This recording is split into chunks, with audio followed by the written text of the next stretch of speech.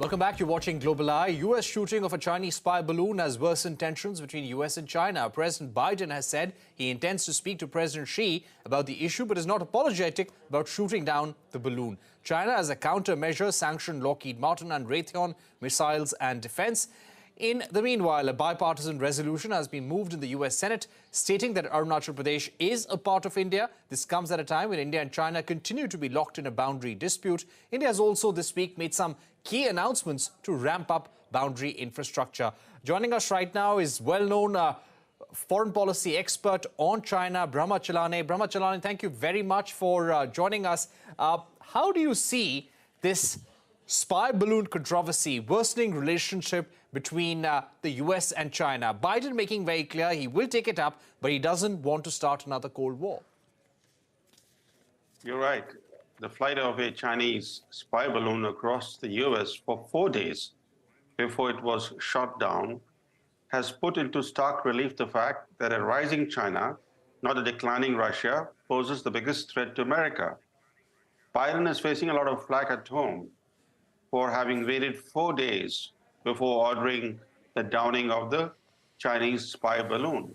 By contrast, he was quick to order the downing of 3 unidentified aerial objects that were noticed subsequent to the Chinese reconnaissance balloon. So in this context, it's significant that Biden has announced that he intends to speak with Chinese President Xi Jinping to keep lines of communication open, and that this weekend at the Munich Security Conference, Anthony Blinken could meet with China's Wang Yi. So clearly shows that the Biden administration is seeking to ease tensions with China. In fact, in a statement, Biden says that the U.S. is not seeking conflict with China or even a new Cold War with China. And he has said in the past that his administration is not seeking to change China's political system. And see, contrast that with his position on Russia, including seeking regime change there, revitalizing the NATO alliance against Russia, fueling a new Cold War with Russia, decoupling the U.S. economically from Russia, and approving Russia's economic and political collapse. So what emerges is that Biden, despite the balloon episode, wants to maintain stable relations with China. In fact, his conciliatory approach toward China stands in stark contrast to his strategy of bleeding Russia in Ukraine by supplying Ukraine with increasingly sophisticated and longer-range weapons.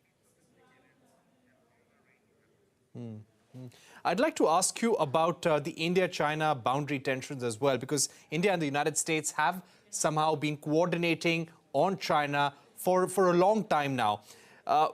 Just this week, Mr. Chellaney, there were 3 key announcements made by the Union Cabinet, all aimed at China in one sense. One, raising of 7 new ITBP battalions, the Vibrant Villages scheme for 45,000 crores for developing infrastructure in border villages, approval for the construction of the Shinkula tunnel between Himachal Pradesh and Ladakh for all-weather connectivity. What do you think about the timing, the significance of these measures? These measures are a response to the fact that China is engaged in a frenzied buildup of military capability along the India frontier. It's been building new military infrastructure, and the military standoff of China with India continues for the past 33 months. And that standoff is a response to China's encroachments on some key border areas of Ladakh. So given the ongoing Chinese border aggression against India, India is being forced to respond by stepping up its own military infrastructure.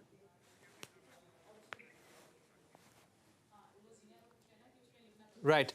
Those are important words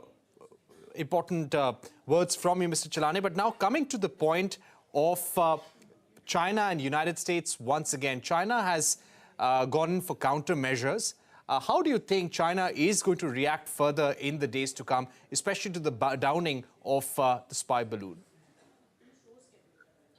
See, China engages in activities that are hostile or provocative, and then tries to present itself as the victim.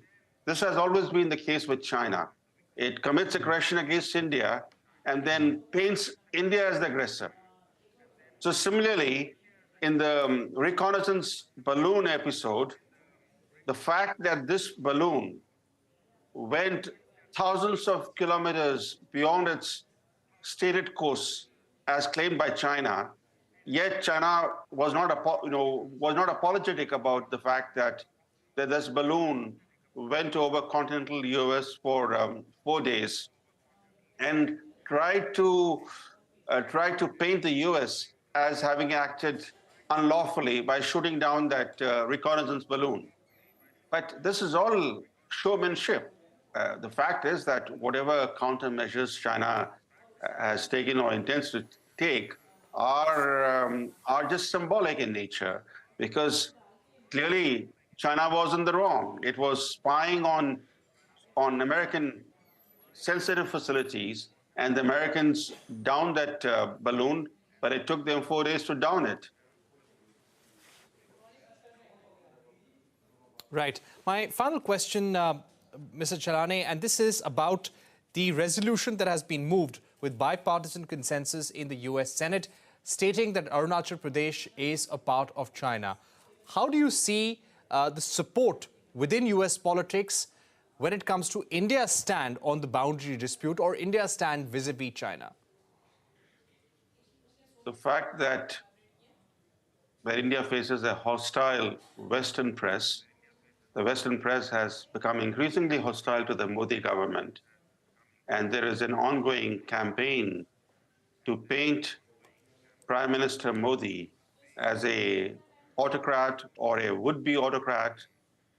This is a very unfair narrative. India remains a robust democracy. So given that the hostility that India faces in certain Western quarters, this resolution moved by Senators Jeff Merkley and Senator Bill Hagerty, stating that Arunachal Pradesh is clearly a part of India, that India was within its right to do what it has done, that the United States recognizes the Mahan Line as the international boundary between China and the state of Arunachal Pradesh. All that is really good for India, because it shows that in the most powerful legislative house of the United States, that senators are willing to stand with India. This resolution is co-sponsored by a very powerful Senator John Cornyn of Texas, and it's likely to be passed given the bipartisan support that it enjoys. Right. But thank you very much for joining us, Mr. Chellaney, putting into context the current tensions between India and China, and also US and China, and how India and US would be coordinating in the days to come. Thanks once again for being with us. With that, it's a wrap on this edition of Global Eye. Thank you for watching. Goodbye.